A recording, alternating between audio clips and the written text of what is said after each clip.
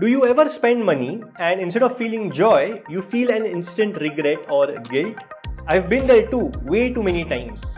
So today, I'll show you exactly how to spend money well and stop feeling guilty while doing that.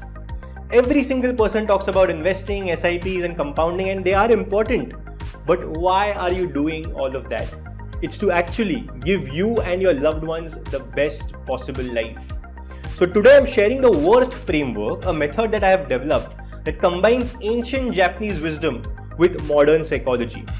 This way you can spend well and every rupee would be worth it. Hello everyone, I'm Udayan Adhye and I've been licensed in Indian financial services since 2015, and so far I've helped over 2000 families take better financial decisions, and here on my YouTube channel I talk about all things money and personal development. On Sunday 13 July 2025 from 11 AM to 2 PM, I'm going to be hosting a personal finance masterclass, and in it we're going to cover a range of things.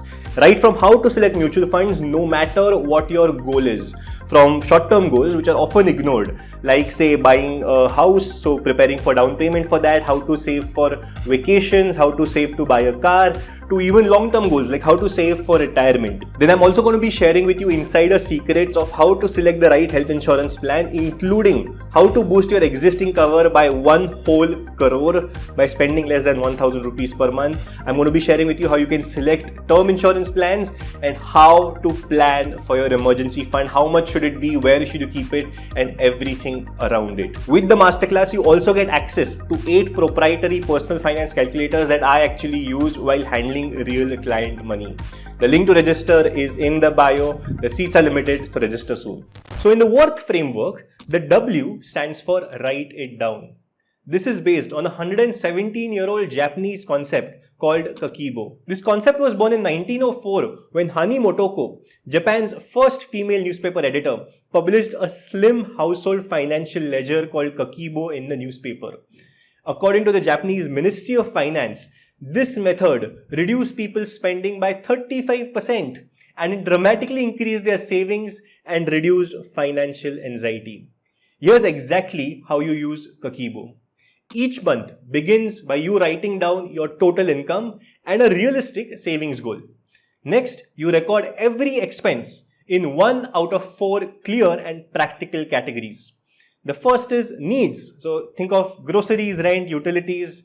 Then comes wants. These are pleasures you enjoy, but technically could live without. So things like dining out, watching a movie, traveling somewhere close by, buying new gadgets. The third is culture, right? Cultural expenses, though that enrich your soul or mind. So that is books or classes or concerts or investing in your own personal growth. And finally, the unexpected expenses. So the surprise costs like repairs around the house, of vehicle, emergencies, sudden obligations, the list can go on. Every week, sit down for 5 minutes to review what you have spent. Evaluate how close you are to your monthly savings goal and pinpoint areas for improvement for the next week. The key here in all of this is actually writing everything down physically on a piece of paper, recording each and every single expense across these 4 categories. And this is supremely important because a recent Scientific American review of fMRI studies shows that handwriting lights up wide neural networks tied to meaning making far better than jotting down things on a computer or even a phone. This method might sound simple, but once you try it, you'll quickly realize its true power.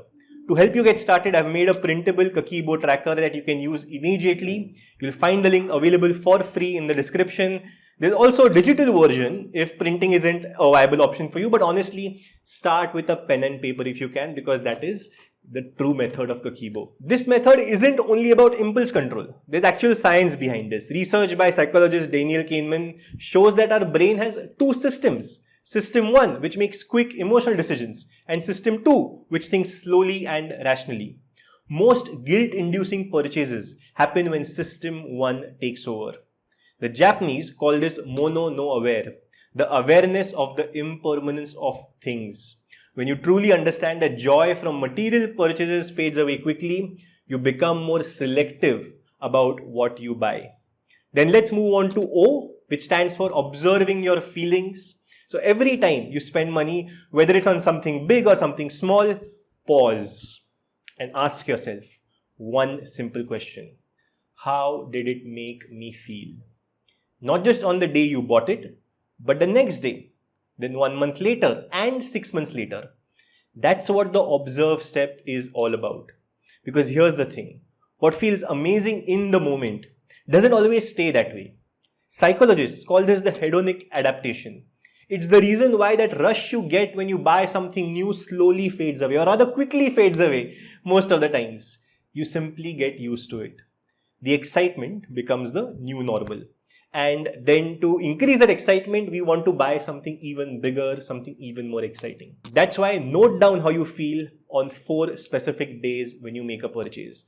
Day 0 when you actually buy it, day 1 the next evening, day 30 and day 180. At each of these points, give it a quick score out of 10.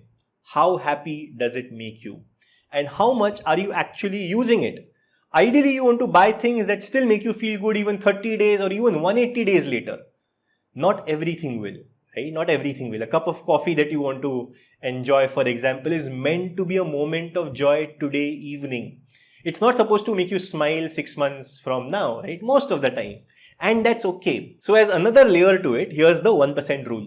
Let's say you make 50,000 rupees a month.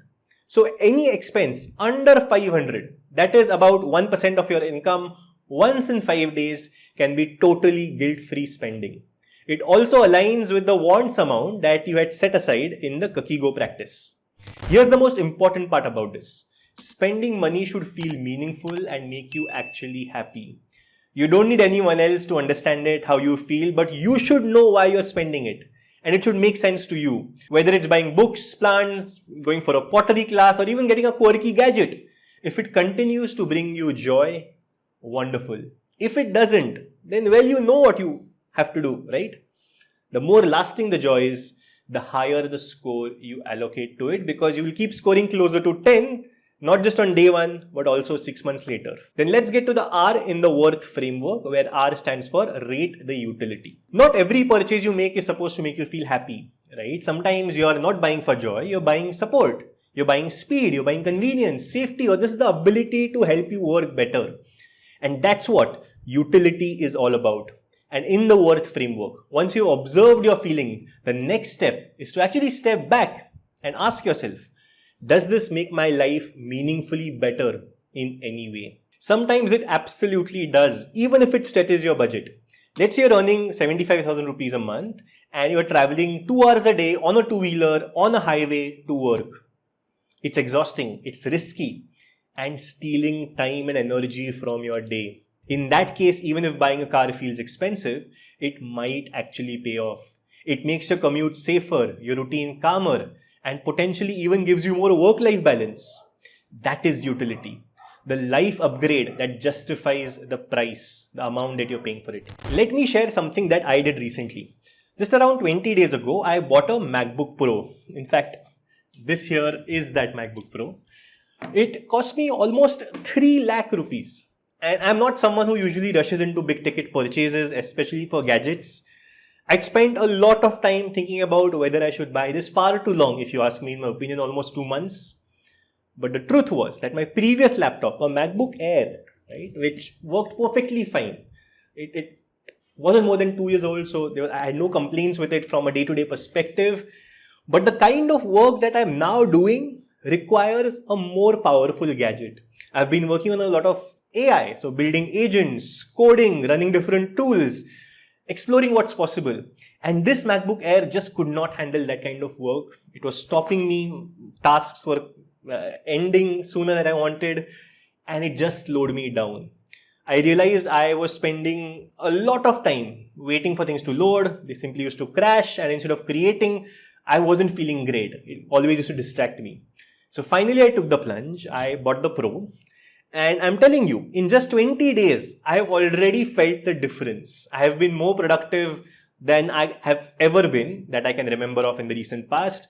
I've built more tools, finished more work, executed more ideas that had been sitting on for weeks. Now the MacBook has, yes, given me joy. But what it has actually given me is the power to do faster work, better work, and that is real utility. If I stay on track, there's a high chance that this one decision will help me earn back that investment multiple times over just this year itself. That's what you want to look for when you rate the utility of any spend. But the utility doesn't mean blindly upgrading every tool or device every time something new comes out. Let me give you one more counter example from my own life. Right now, across different social media platforms, Instagram, LinkedIn, YouTube, my newsletter, which you can sign up through the link in the description, I've got a community of almost now 7 lakh people.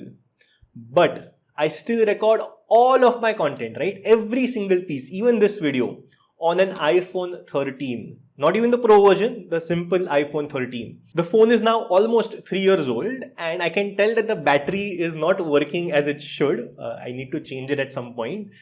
But guess what? I have not upgraded it yet.